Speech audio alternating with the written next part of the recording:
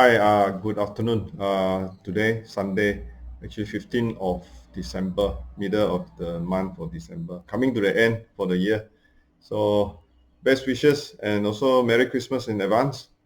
The presentation today is quite an interesting area. I like to bring forward that is the user-directed websites. So I think most people tends to use the website but not distinguishing differences between websites. So this particular presentation is gathering whatever knowledge that I had for the number of years of doing website building, and hopefully the feeling and the sharing will benefit the viewers.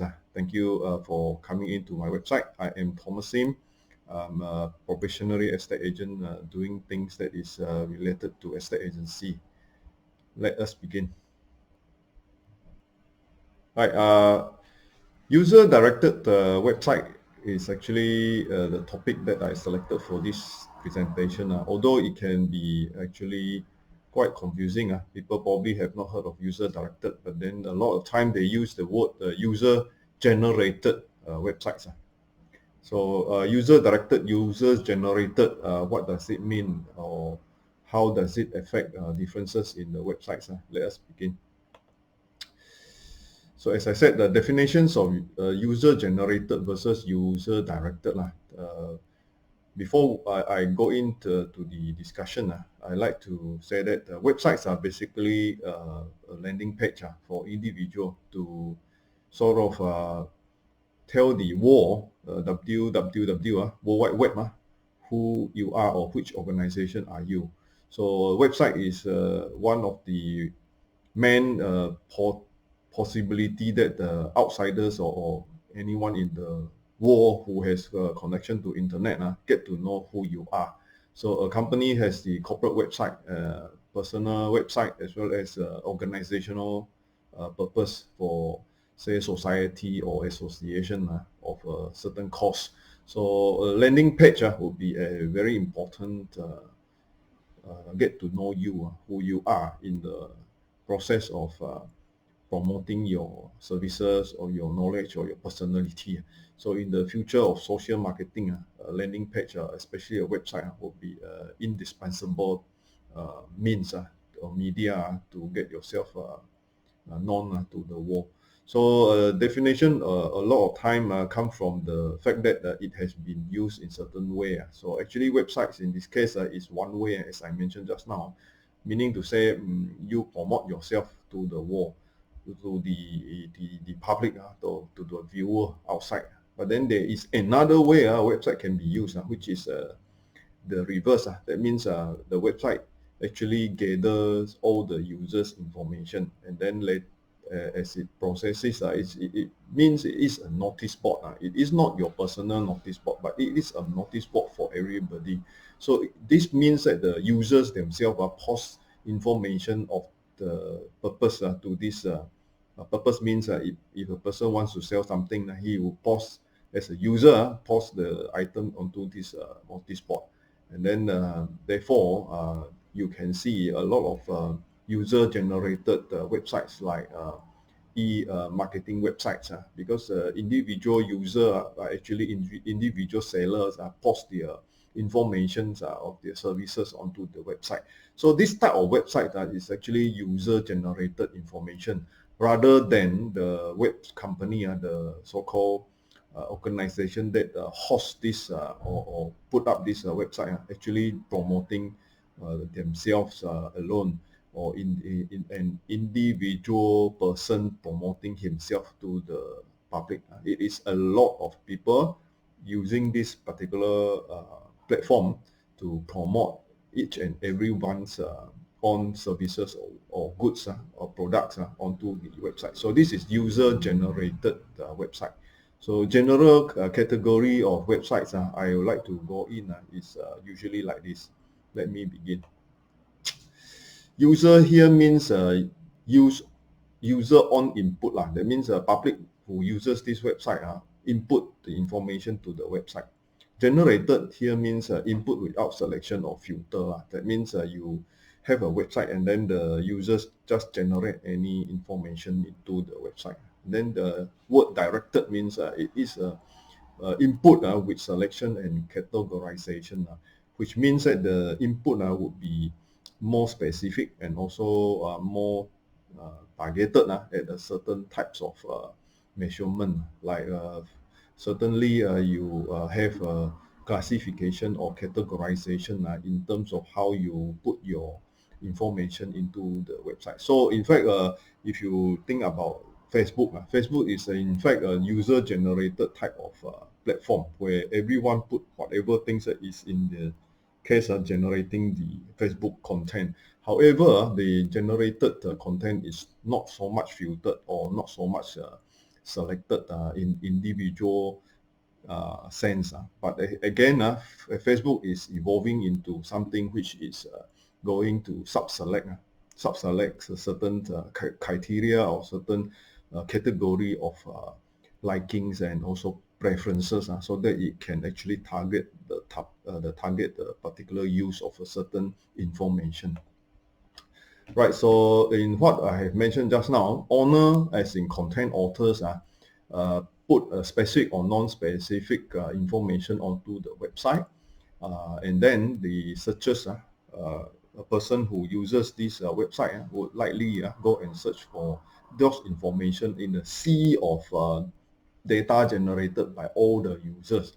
So this will means that they will come out with some answers, and then this becomes the information that is valuable or some sort of targeted information by the individual user. So many users or many content authors in fact put onto this website and then generate certain amount of data in a sea of users, and then this gives you the data library for the searches for the particular purpose. So this outcome is now actually, you can actually see that some of these are being sold for a purpose of making money. So common purposes are commercial. Basically, that is the biggest. In fact, usually all the user-generated type of platforms would have a commercial purpose. So this can be seen in the case of Lelong, in the earlier days where you can put all the postings there free of charge, like Mudah for the use of personal use, private use, it is still free of charge. You can actually advertise any of your personal use item and then to be sold as a secondary market, secondary use item. So and another area where it is likely being used a lot is the political purpose. So people try to promote their individual ideology and political so-called preferences. Then third is academic. There are areas where people are putting up like say the area of certain research data or their own publications, and then these PDF files are being shared among new users or future users. So this is seen as if you have written a master's or a PhD assignment or thesis, you can upload it, and then later it is being searched into a sea of categorized library.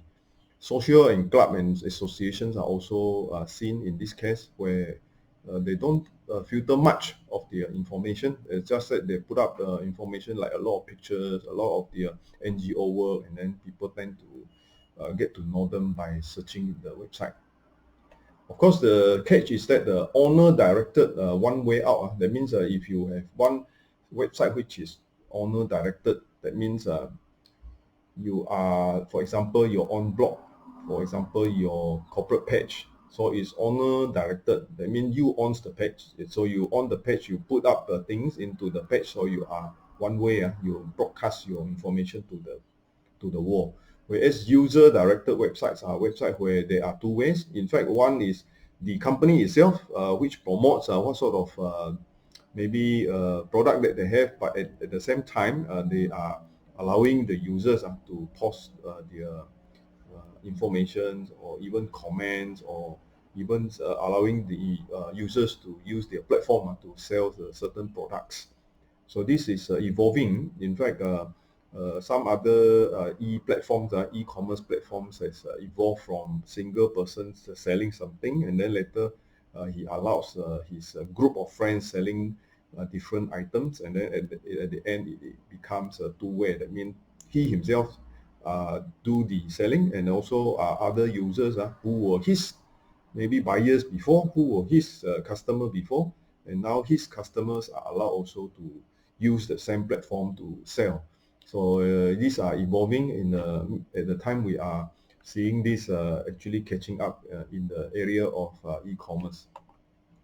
Right, so user-generated websites, in fact, more or less similar to what I have said just now. It's just that it is non-specific most of the time, and then the outcome of it is the one that attracts the users. So as a public, you become owner as well as users, and then you also put in a lot of things that is probably not filtered and not subcategorized. Whereas user-directed websites are websites which actually have a specific area, they sub-select, and then they have probably special means of filtering, and then also able to generate better data for the use of searches and the library of good information. At the end, the purpose may not be very far from the four main areas, that is commercial use, political use, academic use, and then social use. So I would also attract your attention to the issue of website on capturing of the data. In fact, that means that the user-generated websites in fact have a lot of data, because a lot of people just put whatever into the so-called platform. However, the issue is that data is something which need to be selected, meaning to say that a lot of data does not mean everyone is of the same importance. So a bit of like for property, maybe data like square feet size is important, but then the measurement of how big is the bathroom or how big is the toilet may not be that important. So capturing data means you need to know what are the relevant and important data to capture. So it has to be easy to measure and also simple for people to understand. You cannot be giving a data entry window and asking people for specific and rocket science which people cannot even understand. So this part of the job is in fact a difficult area for website developers to think of how to engage with the users and then ensure that the data captured is relevant and of use. And the reason is usually capturing data in a sea of different users, you tend to have no self-audit. That means whoever who puts in the data, he thinks that it is what he interpreted it as, and therefore he will just put that particular data in. So some of this can be problem with between the different measurements, like different currency measurements, different size measurements, different metric system use, and therefore it can confuse the computer because the computer tag in just figures. So sometimes this can be a mistake, and then the mistake is not seen, it's not picked up by the system itself. So this type of data capture is not smart data capture. And sometimes the admin the website admin person who is supposed to audit all this submitted data cannot verify or cannot in fact see what is the data, or he is unable to cope with this so much of data input that he just omit or not oversight and unable to see the types of differences between data points. So that is a issue with a lot of data capture, and also no third party audit. That means he himself thinks that it is okay. Sometimes we submit certain types of data for Muda or for iProperty or Lelong, and then eventually the admin actually didn't see it wrong, and then just simply publish. And then there is no third party audit. That means there is no third person who is able to single out or to distinguish these differences and then able to take it out. So of course, not to mention which particular website. In fact, a lot of time these websites are on purpose of making advertisement fees. So they're charging advertisement fee. So they are not so concerned about the genuine, whether it is a genuine data or is it a fake data. Whereas the ideal data capture, indeed, may not be achievable in a lot of manner, but then it's something challengeable to look at. So it has to be simple and easy also, so that people entering the data must understand, and then it must not be too lengthy or too difficult with the content which is of to a certain detail. You cannot be getting simple and easy, and then people are keying in unnecessarily not relevant data. Then it has to be a self-audit. I mean, data keying in, when it generate out, it is able to tell that it is wrong. It is a wrong data because it cannot be one house or landed property being sold at 20 ringgit or 30 ringgit. So it has to be 200,000 minimum or 500,000 being the reality of the current situation. It cannot be a house that is sold over the internet at 2 ringgit and 3 ringgit. And then of course the admin audit is mandatory, and times where admin must be specifically trained to actually audit all these so-called data that's out of the data logic. Then the third party audit, that means there is a way that this third party who specifically can see this being a case where it is out of the norm. So for example, and everyone is of about 5 feet and a half. That means the height of a normal person would be around 5 feet and a half. And then if you put 10 person in a hall, then you tend to see most people are around 5 feet and a half.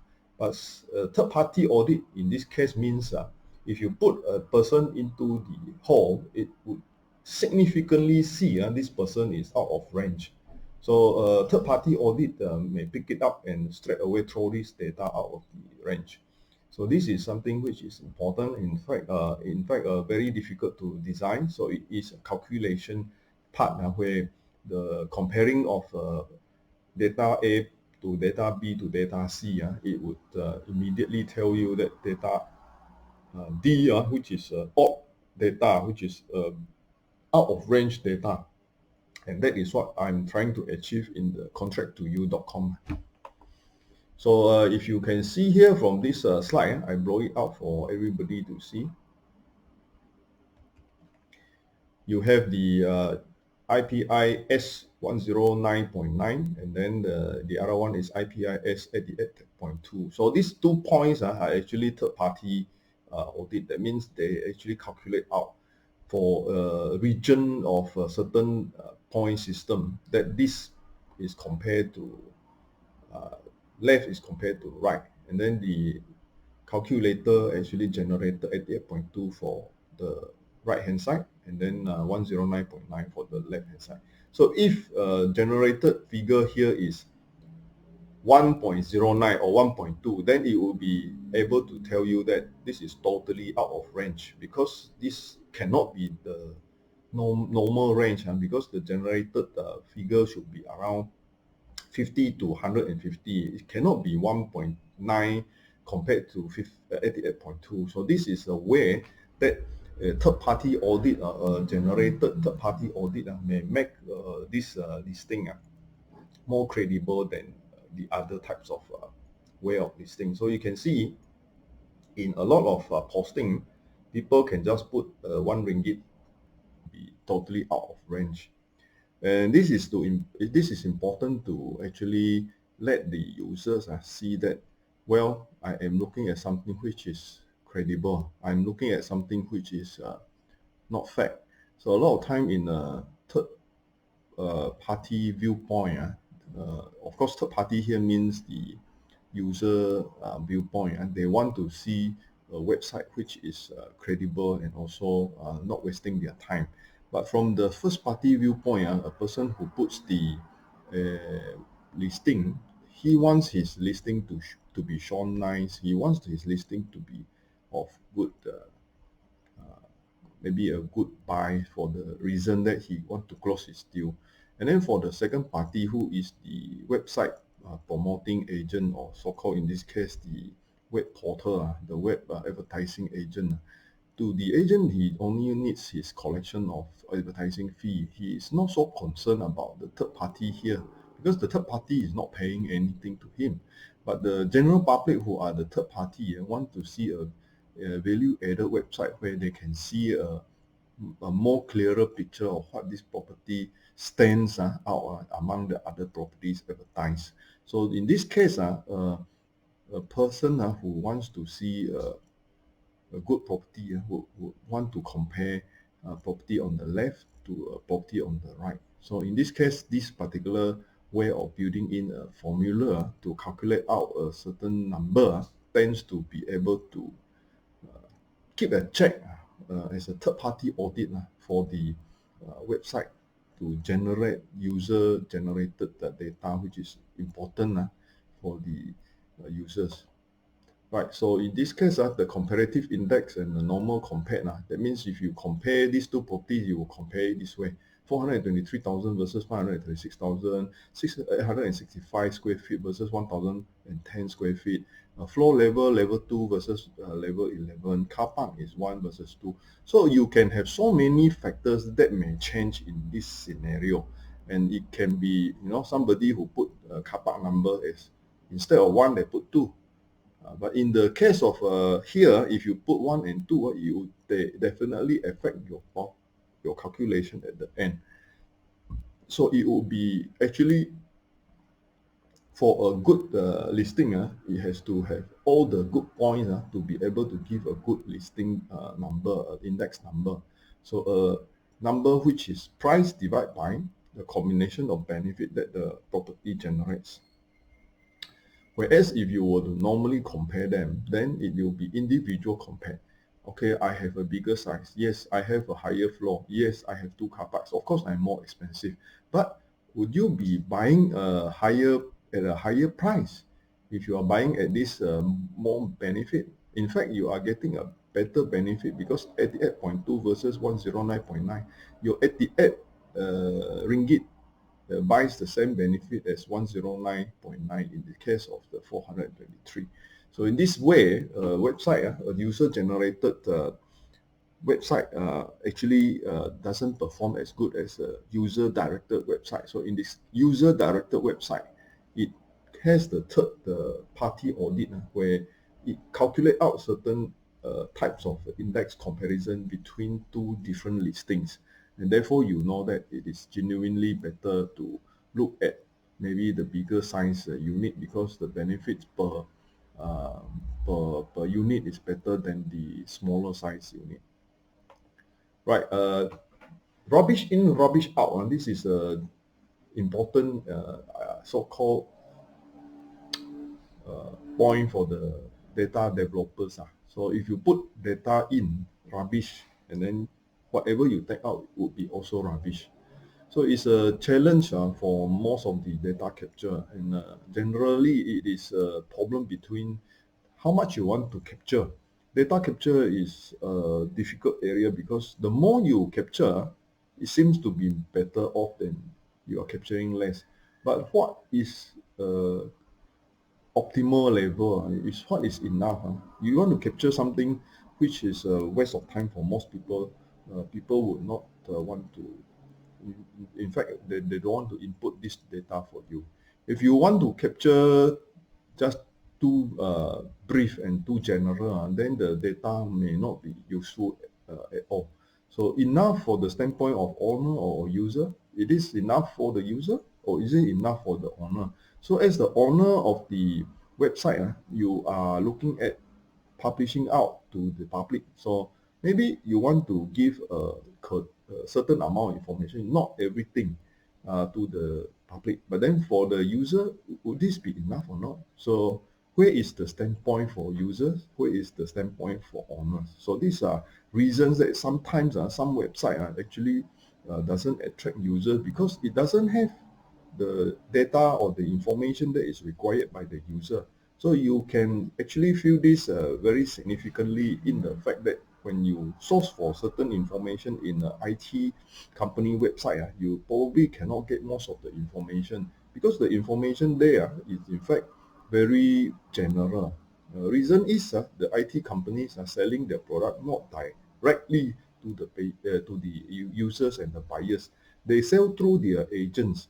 So their special deals and their special promotional bonuses are already changing, ever changing for many years, and therefore they do not update in their website. So you probably cannot see what is the best deal in their corporate website. Therefore, what is the optimal data capture required? This is almost an impossible question to answer because you cannot be capturing everything, and also you probably also uh, have a midpoint that the users are happy to give the data, but then how much of this data is actually enough for your strategy of a business or in your strategy of doing your purpose of the capturing of this data. So in fact, the final point is that what is best for your user, what do you really want to do is actually the key reason for your capturing of the data. So if you are unable to know what is best for your user, because at the end your website is supposed to fulfill certain needs of your user. So your user input the data and then group all these as a notice board, and then the user can get a general picture of what is of interest to them. So if your notice board is full of junk, full of rubbish, then of course the new user may not want to even come to your notice board. So you need to sort out your notice board so that your notice board can be useful to the next user or the next person who need to retrieve the data. And then this person who input the data into the notice board also need to know that there are certain things that is required and not everything is required. So what do you want to achieve is very important for a user-directed website. So if you are not particular about capturing any particular specific data, then you may be heading nowhere because at the end, you do not satisfy what the user wants. And the user coming to your website, they want certain thing. And then what is achievable and in what way is to satisfy this specific user is what is a challenge in today's website building. So what user can make simpler and easier decision is what they are here for. In fact, they come to all these websites for the purpose that they want a simple answer to their question. So if that simple answer is able to be obtained from the website, then they would return and then they would use this website, even contribute to the data to this website. So simpler to use things are, for example, in this simulation, I want to emphasize that data can become very complicated by just simply using the model of price and quantity. So you can see a e-commerce site where price element, if it is one price, is very simple. So this particular product or this particular shirt is sold as in one price. Then it's very simple. A quantity, if it is only one single quantity, is very simple. But when the price and the quantity comes with discount, bulk discount, and a different level of bulk discount, it become not so simple. So when the uh, order is again added with transport or transportation cost, and then there is other elements involved, which particular transport types, then it become even more complicated. Then from this, all the area, in fact, involving also taxes, because there are different country taxes involved, local taxes law, then it is even more complex. So similarly, for a property, if a property is just simple, one price, it will be very simple. But then property comes with different sizes, but still it can be very simple, price per square feet. But it is not so simple as in the sense that price per square feet, it can be coming with a certain level. That means the higher the level, the more expensive the property is. But then you can also have different number of car parks, different numbers of accessibility to amenities, especially the environment that this particular area is located. So all these confuses or complicate the processing of our mind. And then therefore, you need to make it simple for people to understand. And that way, that people can come to your website and see it in just one simple click to get the answer that a certain property is a good buy, and certainly another property in the same area is not a good buy. Right, I can be contactable at this number, and also I am reachable by the website. Thank you very much for following this presentation.